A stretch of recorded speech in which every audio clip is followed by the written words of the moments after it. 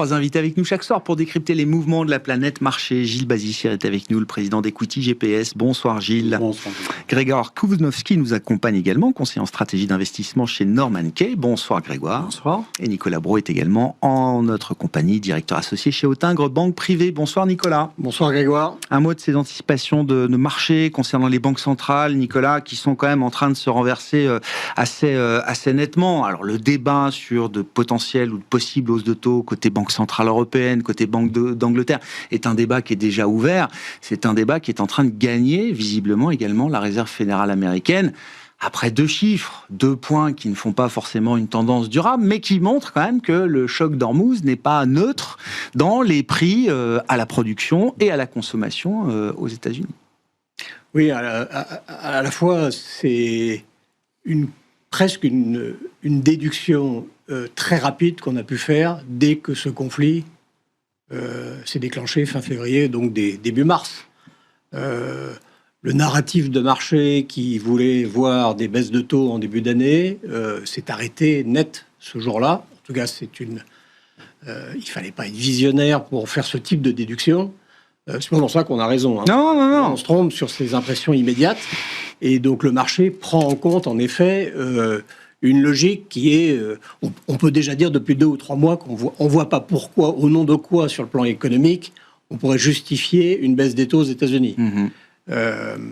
Donc tout ça va dans un sens où on peut aussi dire que la constatation de chiffres d'inflation, tel que celui qui est sorti hier, finalement est la traduction de ce que le marché avait compris, et que quelque part dans le courant de ce trimestre, il se trouve qu'on est exactement au milieu du trimestre, on va peut-être atteindre les niveaux pics d'inflation constatés. Avant et aujourd'hui, je dirais que la partie longue de la courbe et les emprunts d'État ne nous semblent pas particulièrement intéressants. En revanche, sur la sphère de crédit, où particulièrement en Europe, 3 hausses des taux sont pricées, anticipées, ce serait là aussi, à l'inverse, très surprenant qu'on ait autant de mouvements par la Banque Centrale Européenne. Et il faudra peut-être attendre la matérialisation de la hausse ou de la première hausse des taux pour voir une certaine détente de ce que le marché a déjà pricé. En tout cas, cet univers-là me semble un peu plus attractif que la sphère souveraine. Il y a plus de confort peut-être sur les parties longues en Europe qu'aux États-Unis aujourd'hui. Le 10 ans allemand 3,10 est quand même plus élevé que le niveau maximal qu'il avait atteint dans le choc inflationniste post-Covid et ukrainien. C'était autour de l'automne 2023, je crois. On n'était pas monté à 3,10% sur le 10 ans allemand. Là, on est déjà à des niveaux supérieurs de ceux du précédent choc inflationniste. Oui. C'est pareil pour l'Angleterre. Et aux États-Unis, c'est pas tout à fait vrai encore. Oui, Grégoire, mais et c'est un parti pris. Donc on peut le tester, mais c'est une posture. Avant ou après l'événement dans le détroit d'Ormuz et la hausse du baril de pétrole, la dette souveraine n'était pas très attractive pour plein de raisons philosophiques et de taux, ou de risque, ou d'endettement, enfin bref. Donc après, on choisit un segment, parfois par conviction, parfois par défaut, et celui du crédit me semble plus séduisant. Ouais, je comprends, et après... ce qui se déroule est quelque chose qu'on a quand même vécu depuis 2, 3, 4 décennies à plusieurs reprises. Et l'hypothèse que le choc inflationniste par la sphère hydrocarbures se traduise par un choc de demande et un ralentissement de l'économie, et donc in fine que les pressions inflationnistes rentrent dans le chapeau, à quel horizon, 6 mois, 1 an, je n'en sais rien, est une hypothèse sur laquelle on peut travailler et réfléchir. Comment vous voyez, Grégoire, chez Norman Kay, effectivement, se développer ce choc inflationniste? Est-ce qu'il est vite morné? C'est une inflation de short term, nous dit Donald Trump, qui essaye de vendre évidemment son histoire. Ou est-ce qu'à la faveur de la mémoire du choc inflationniste de 2022, est-ce qu'on réfléchit différemment au développement, à la diffusion d'un choc d'offres énergétique, mais qui peut aussi commencer à se transmettre au cœur du système et au cœur de l'inflation? J'ai un peu de sémantique, j'ai du mal à parler de choc, moi, pour l'instant. Peut-être début de quelque chose. Les chiffres d'aujourd'hui aux États-Unis prouvent qu'effectivement, ça monte. En Europe, ça monte. Je pense que les banques centrales, notamment européennes, ils l'ont dit au marché, ils vont monter de 0,25 et vous voyez le Euribor 3 mois, ça price déjà 0,25. Je rejoins 3 hausses de taux, moi, ça me paraît assez fou parce qu'il faut quand même avoir un contexte de tout ça. La partie longue de la courbe, on parle de ça, elle avait déjà monté avant. Pourquoi ? Plan de réarmement des Allemands en mars 2025. Tout le monde a bien compris qu'on est là pour mettre de la dette pour effectivement ces dépenses-là. Et le choc sur les taux longs, là pour le coup on parle de choc, on l'avait déjà vu. Donc en fait, c'est juste un nouveau coup de couteau. Un prolongement, quoi. Exactement, qui se passe en disant, effectivement, n'oublions pas qu'avant le début de la crise, on a eu un rallye sur les taux longs en début d'année. Ça commence très très bien. On est tombé sous les 4% pour le 10 ans américain. Exactement. À un moment. On s'était dit c'est bon. La veille du conflit à peu près. On va peut-être rebaisser les taux parce qu'effectivement, voilà. Donc, effectivement, événement pas prévu, pas choc inflationniste, mais en tout cas mouvement inflationniste. Voilà. N'oublions pas qu'un mouvement inflationniste peut créer quand même derrière un mouvement récessionniste. Et effectivement, derrière, on voit bien que la croissance en zone euro, à mon avis, déjà qu'elle n'est pas très folichonne, elle peut basculer du côté un peu du côté obscur de la force. Et effectivement, derrière, même si c'est pas dans la mandat de la Banque Centrale Européenne, il va être regardant là-dessus. Donc, grande différence par rapport au choc de 2022. Pas de la même nature, les points de départ des économies sont différents, mais vous dites, là, il y a un vrai risque que le choc inflationniste se transforme, comme le disait Nicolas, en choc de demande et donc en schéma récessionniste. Je ne veux pas dire récession forcément, mais en schéma récessionniste. Ce qu'on n'a pas vu en 22. Hein. Ouais, ça peut. Ça peut. Et je pense que les banques centrales vont être vigilantes sur ce côté-là. Et c'est pour ça que moi, je suis vraiment pas certain, et on n'est pas certain à Norman Kay que ça monte. Ça ira jusqu'au bout, quoi. Et voilà. Et d'un point de vue purement marché, nous, on n'a jamais fait du govies, donc de la dette souveraine. Par contre, côté crédit, quand vous avez des logiques de portage, vous restez sur le segment investment grade, vous avez quand même des beaux papiers qui vous donnent des rendements supérieurs à 5, qui sont quand même assez intéressants à regarder. En investment grade, on trouve du 5%. Et oui, sur le côté hybride, après, ça se rapproche quand même maintenant des seniors. Il y a des portefeuilles à faire, il y a des mix d'allocations à faire, sans forcément aller trop long en duration. Alors, j'irai un peu plus loin, nous on est plutôt à 7 de duration, plutôt que 4, parce qu'on n'a pas assez de portage dessus. Mais on n'est pas obligé d'aller à des 15 années de duration en moyenne, et elle est extrêmement longue sur la courbe. Donc il y a quand même des points de confort, effectivement, dans ces marchés-là de crédit, même s'ils peuvent paraître chers également. Si vous voulez, la logique obligataire, quand vous construisez un portefeuille, vous fixez votre taux, en fait. Et ce que vous voulez pas, c'est avoir un événement de crédit, notamment un défaut. Donc si vous êtes capable d'encaisser un peu le vol sur l'effet prix à cause de la duration à court terme, je pense qu'il n'y a personne qui est très mécontent d'avoir à 5+ de rendement sécurisé. Il ne faut pas qu'il y ait de récession, quand même, du coup. Si ça récession, normalement, c'est pas bon pour le crédit, les spreads de crédit, mais c'est bon pour les taux. Donc l'un dans l'autre, c'est un mouvement inverse qui va se passer. Il faudrait comprendre. Ça sera moins bon pour les hybrides, par contre, pour le coup. Gilles, sur la situation obligataire et ce choc d'inflation, en tout cas cette résurgence inflationniste. L'histoire nous montre d'ailleurs que les grands chocs d'inflation, celui de 2021-22, sont généralement suivis d'une deuxième vague. Oui, tout à fait. Et une forme de résurgence, quand même. Bien sûr. Et là, le choc actuel qui est quand même réel, il est différent selon les zones géographiques et selon les pays. La dépendance aux importations d'hydrocarbures dans le mix de consommation énergétique globale des pays est éminemment variable. Les États-Unis sont légèrement exportateurs. La Chine est peu importatrice au global, en termes d'hydrocarbures. La Chine assure avec du charbon qui continue de progresser, qui est domestique, du nucléaire qui continue de progresser, et puis avec les renouvelables. Oui, bien sûr, la Chine gère sa dépendance aussi à sa manière. Et dans les grands sensibles, c'est l'Asie du Nord-Est, Japon, Corée, et l'Europe, et singulièrement la zone euro, Et là, on voit poindre d'ores et déjà une des raisons fondamentales d'une forme de différentiel de croissance économique, de situation macroéconomique entre l'Europe développée d'un côté puis les États-Unis de l'autre. Non. Avec une photo globale où les Européens sont plus sensibles et plus choqués. Avec ça, on a un pattern de très très long terme depuis les années 60 de forte hausse de l'endettement de tous les agents économiques des pays développés. Si on regarde le monde dans son ensemble, et si on fait une pondération de l'endettement, État, entreprises non financières et ménages, on est à 2,5 fois en termes de taux, de pourcentage de PNB, de taux d'endettement, au-dessus de ce qu'on était dans les années 60, et la linéarité est presque progressive. En fait, la hausse de l'endettement continue dans la plupart des pays, et dans un environnement où on est passé en gros autour du Covid de 0 à maintenant 4, 4,5 ou 3 selon les pays développés, la charge de la dette redevient un sujet, et on flirte avec une problématique qui est potentiellement grave. De manière globale, on pourra rentrer dans le détail, mais il y a une corrélation entre cette dépendance ou ce degré de dépendance ou d'indépendance énergétique des zones et les ratings d'equity GPS, par exemple, Gilles. Pas forcément, parce qu'il y a beaucoup, ce sont des moving parts d'abord, et il y a beaucoup d'autres facteurs qui rentrent en compte. J'entends. On a 15, c'était pour savoir si on trouvait quand même 15 facteurs, un certain niveau de corrélation. On a 15 facteurs globaux. Ouais. Mais par contre, on peut le voir en faisant une analyse différente, c'est-à-dire l'analyse de la résilience des économies et de la qualité des économies pays par pays, et non pas grande zone par grande zone, mais en rentrant dans le détail. Il faut travailler un peu.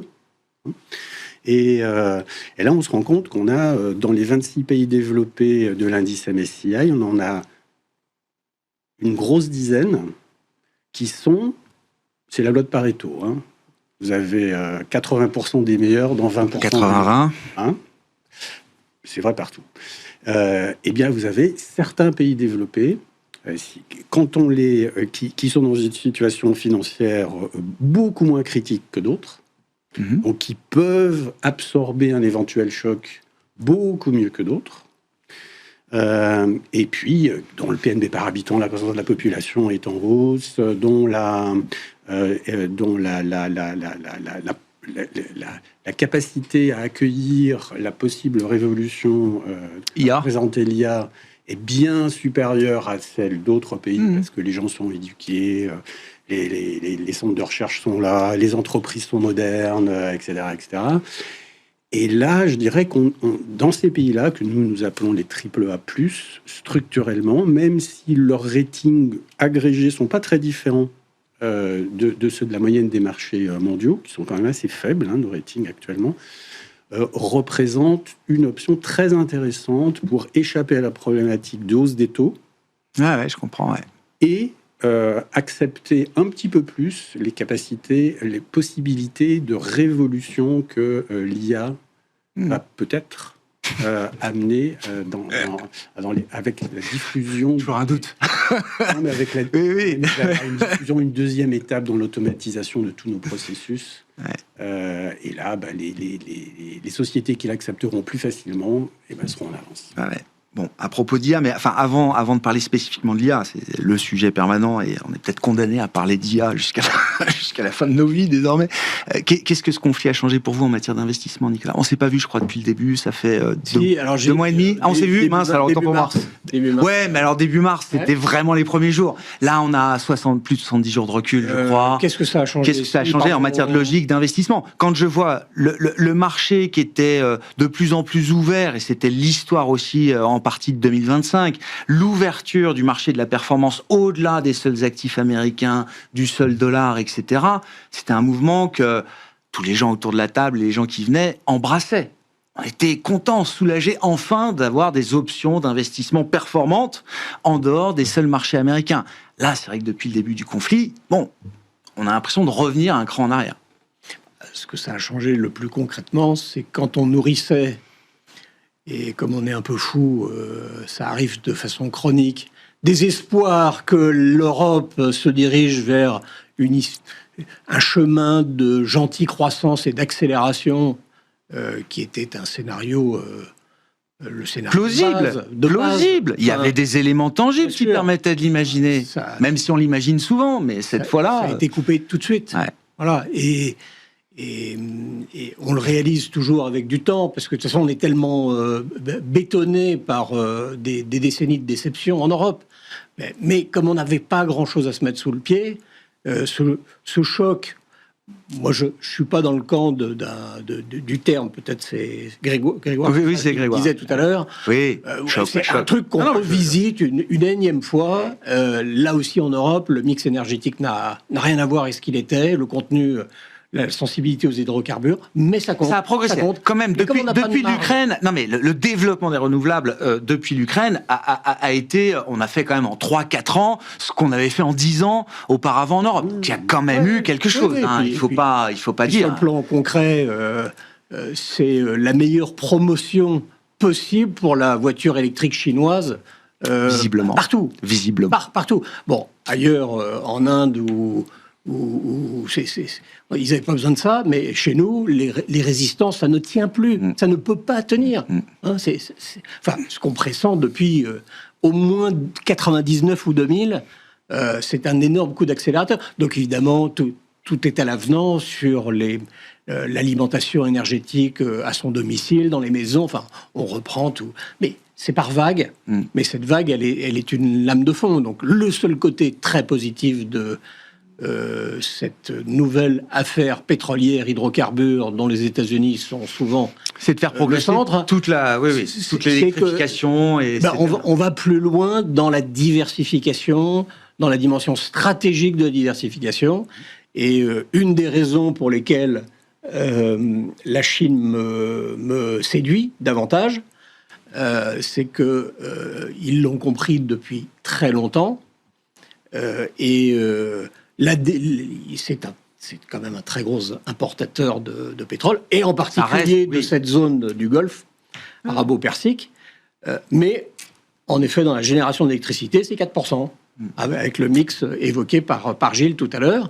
Donc, pour l'industrie pétrochimique et les transformateurs de produits plastiques chinois dont jamais personne, et surtout pas les Américains dans le Midwest, ne les concurrenceront sur le sujet, c'est un sujet pour leur compte d'exploitation et ça a des conséquences. Mais la Chine a la capacité d'encaisser ça. Et ça, ce qui est séduisant, c'est que c'est parce qu'il y a une réflexion et une vision stratégique de longue date et qui est implacable, c'est-à-dire il continue. Et après, c'est comme les entreprises qui savent tirer parti de toute crise pour le voir comme une opportunité de se renouveler, de repenser autrement et de se relancer.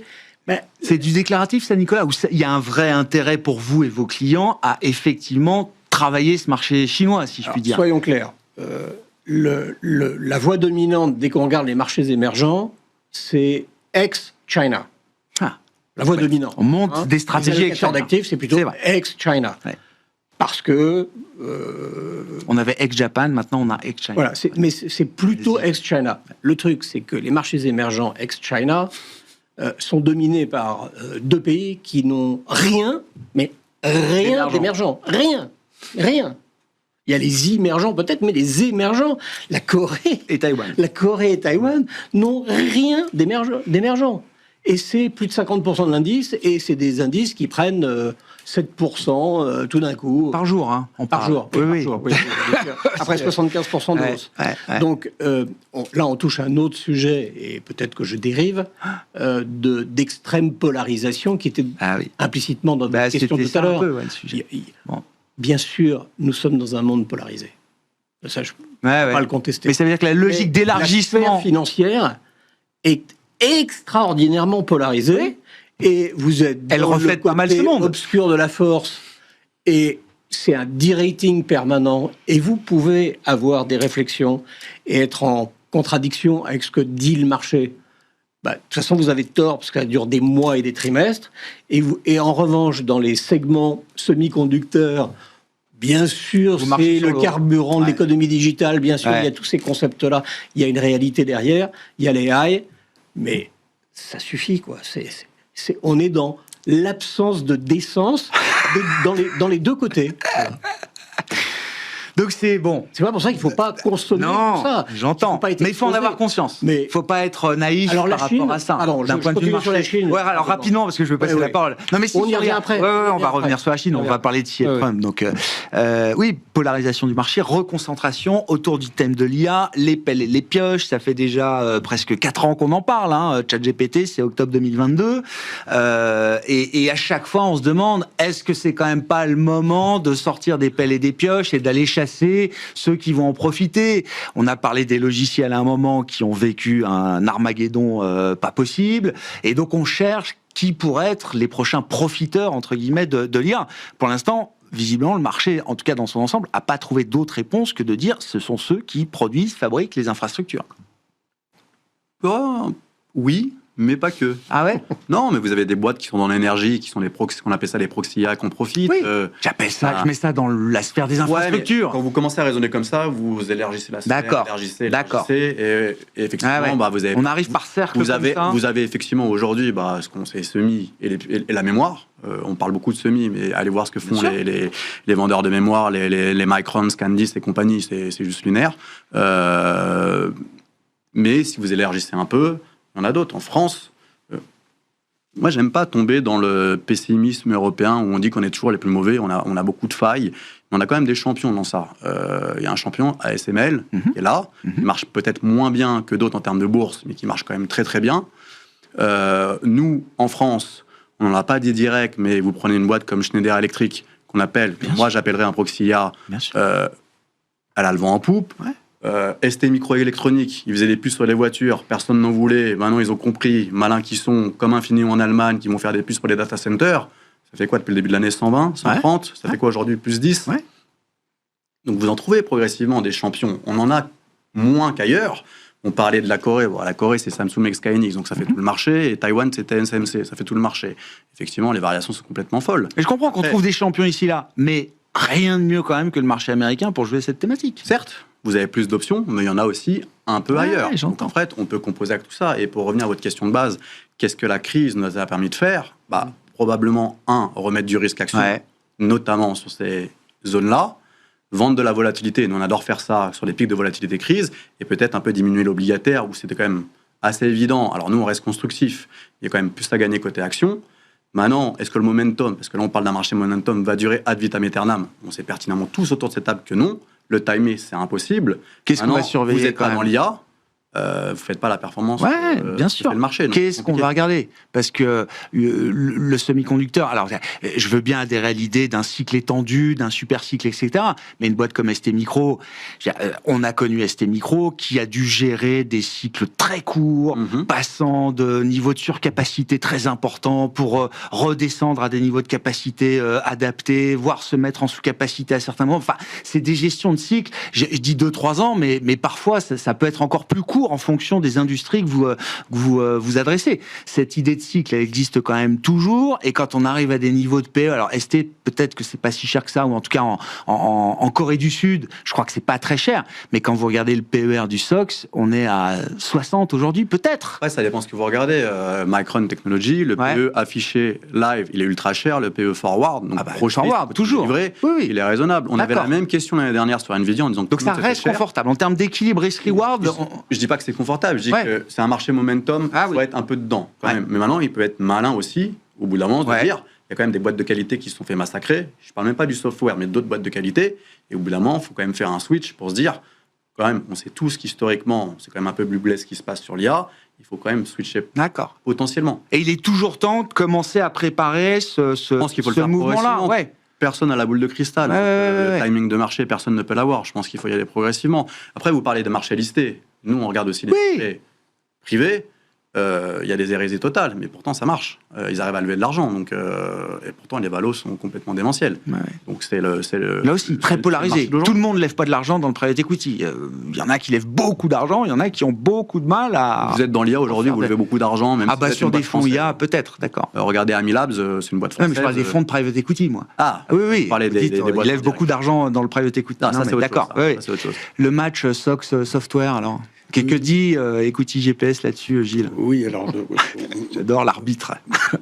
Nous, on a maintenant autour de 2 sur 10 sur le secteur des semi-conducteurs dans le monde. Donc c'est le SOX, un indice SOX américain. Et on a 9 sur 10 sur D'accord. l'indice des softwares aux États-Unis, l'IGV.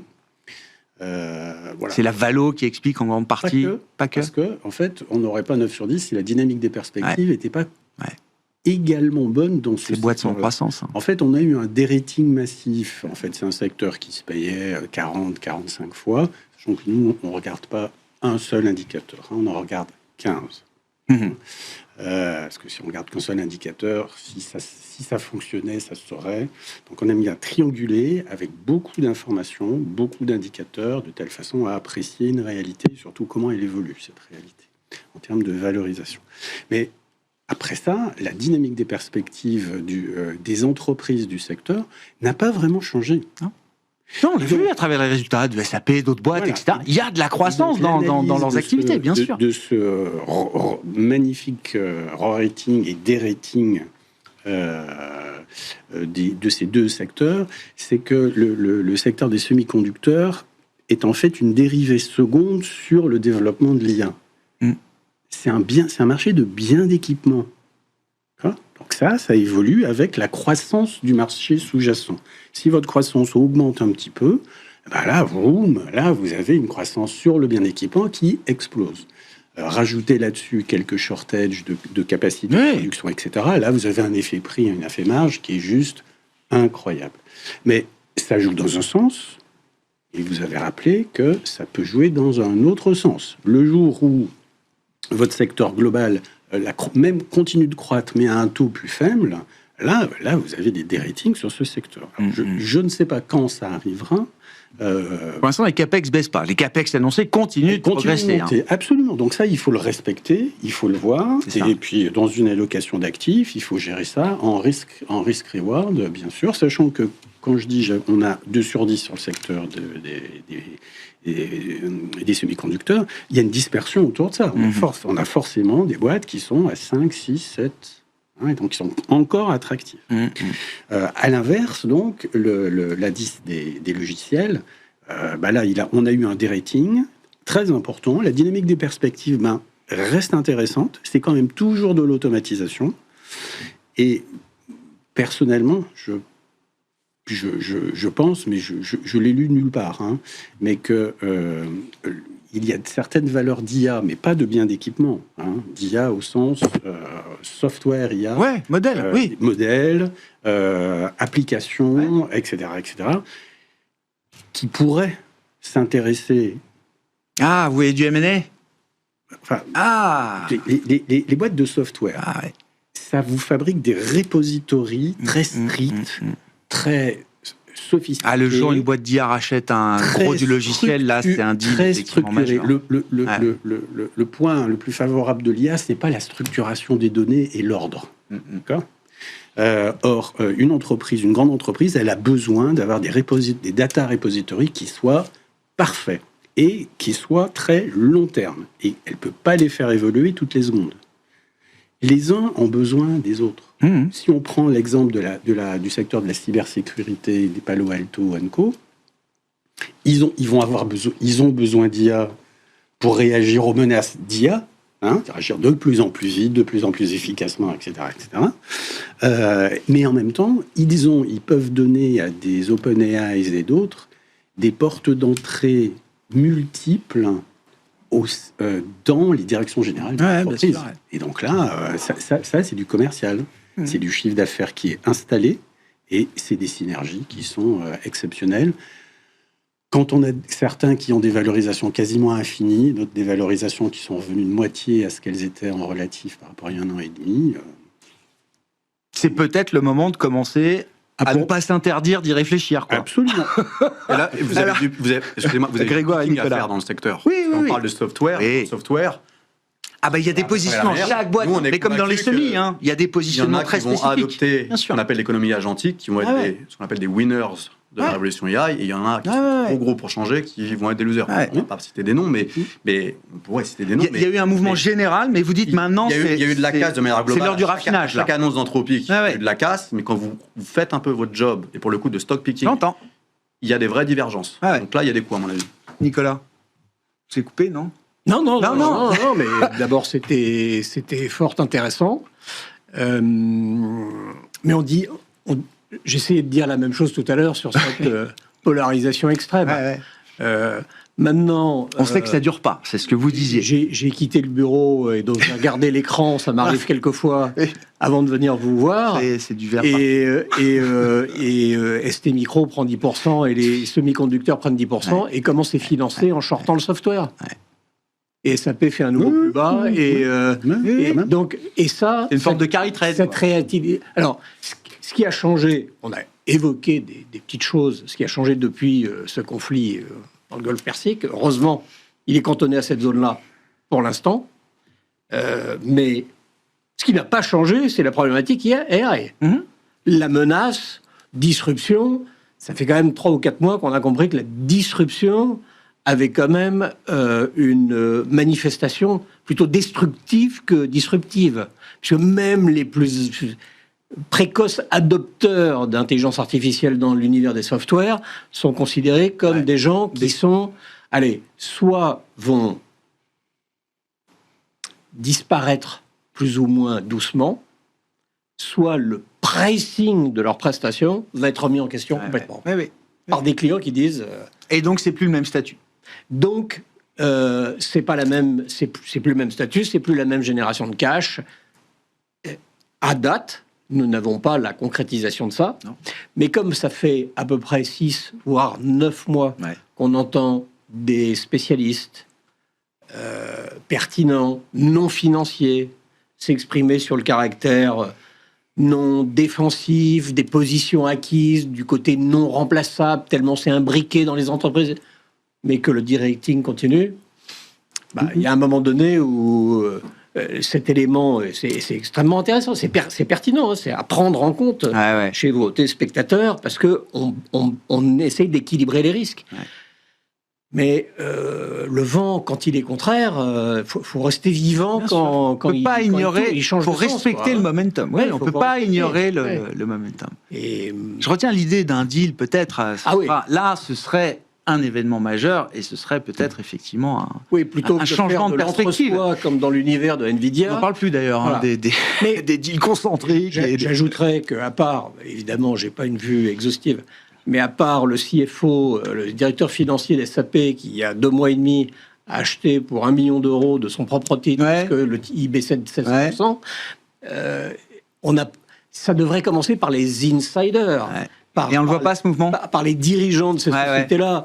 Maintenant, il y a quantité de boîtes de software dont le simple PE, le PE, est à 15 fois.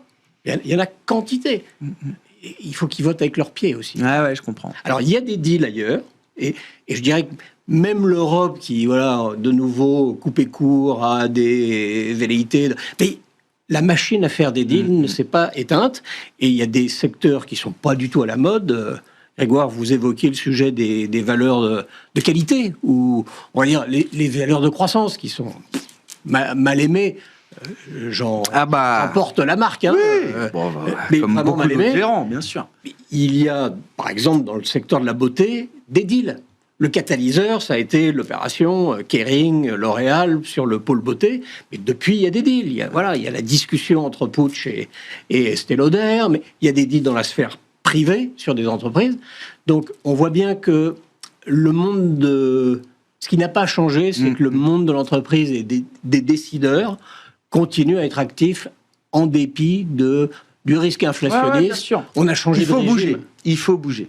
C'est l'esprit de l'entreprise, c'est toujours aller de l'avant et se renouveler. Vous vouliez parler de la Chine, des actions chinoises tout à l'heure. Mais si, parlons-en. Ce qui me plaît sur la Chine, c'est déjà d'essayer de tester cette idée qui a 2-3 mois.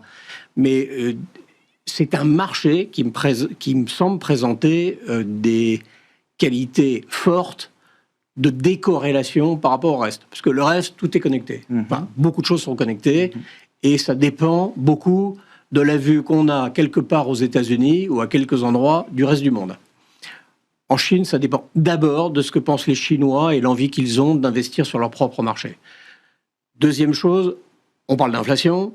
Ça fait quand même 2 fois qu'on parle de risque inflationniste, de changement de régime depuis le début de la décennie et ça tranche avec les 2 précédentes. Ouais. Voilà un pays qui était en déflation et dont le problème depuis 2 ans, c'était la déflation. Donc un peu plus d'inflation, il s'en fiche complètement. C'est même, si on en croit la roadmap, japonaise, quelque chose qui est plutôt un potentiel atout. Et si on regarde, et c'est une cerise sur le gâteau si on s'intéresse aux actifs chinois, le mouvement du yuan, du RMB, il est à l'appréciation lente. Voilà. Alors voilà pourquoi aussi. Depuis 3 ans, comme ça, sans faire de bruit, quoi. Dans notre monde occidental, bon, et puis il faut le dire, l'initiative américaine et de son président et de cette agitation permanente, de l'instant qui prévaut sur tout le reste. Au moins, on est dans le temps long en Chine. On a une stratégie. Donc, oubliez tous les arguments qui rendaient la Chine ininvestissable. Alors, on voit un autre aspect de la médaille et de manière plus positive. Alors, il manque des choses, sinon ça monterait vraiment au lieu de. Parce que là, ça monte pas. Si, le marché. Il faut s'intéresser. Alors, il y a tellement d'indices, tellement de marchés. Non, mais je suis d'accord. Il faut prendre le marché domestique. Ok, très bien. Pas enfin, je crois, pas Hong Kong. Pour capter ce qui dépend essentiellement de la sphère chinoise. Ce qui manque, c'est un alignement de la séquence bénéficiaire, où la dynamique n'a rien à voir avec les États-Unis. Ça manque. Mais vous avez aussi quelque chose qui est pas au rendez-vous, c'est l'économie, la consommation et donc l'économie intérieure. Alors, le mauvais côté, ça consomme peu. Le potentiel de consommer, soit par décision étatique, soit parce que le taux d'épargne est à l'inverse des États-Unis, on fait un nouveau plus bas. Donc il y a un potentiel qui mérite qu'on y réfléchisse. J'entends. Cette histoire du pivot de l'économie chinoise, il est pas fini. C'est encore une histoire possible devant nous. Ouais. Grégoire, il nous reste moins d'1 minute là. Sur la Chine. Ouais, sur la Chine, ça m'intéresse. Je peux que valider tous les arguments évoqués. C'est juste que d'un point de vue de marché, on s'est souvent brûlé les ailes sur la Chine et au bout d'un moment, on perd espoir. Ça fait d'ailleurs un peu rappel au Japon, parce que le Japon marche très bien, mais je pense qu'il n'y a pas beaucoup de gens dessus, parce que beaucoup de gens à l'époque sont brûlés les ailes. Donc c'est toujours un peu compliqué d'y revenir. Le temps de se réhabituer. Il y a des effets mémoire qui comptent. Ouais. À chaque fois, on dit que c'est la bonne, et malheureusement, derrière, ça se passe mal. Mais oui, les arguments sont très bons. Bon. Les arguments sont très bons. Sur la Chine 30 secondes, Gilles, il y a des... 6 sur 10 sur le marché global. Donc, et le marché chinois, alors. Chinois, voilà, plus attractif que l'Europe, qui est à 2 sur 10. Ah oui, on n'a pas parlé de l'Europe. Mais... Et par contre, le sentiment de marché reste négatif sur la Chine. Sur la Chine. Ouais. Et donc, nous, on attend que le sentiment de marché s'améliore. Quelles que soient les raisons. Et là, les espérances de gain pourraient être à double chiffre, à 2 chiffres en annualisé.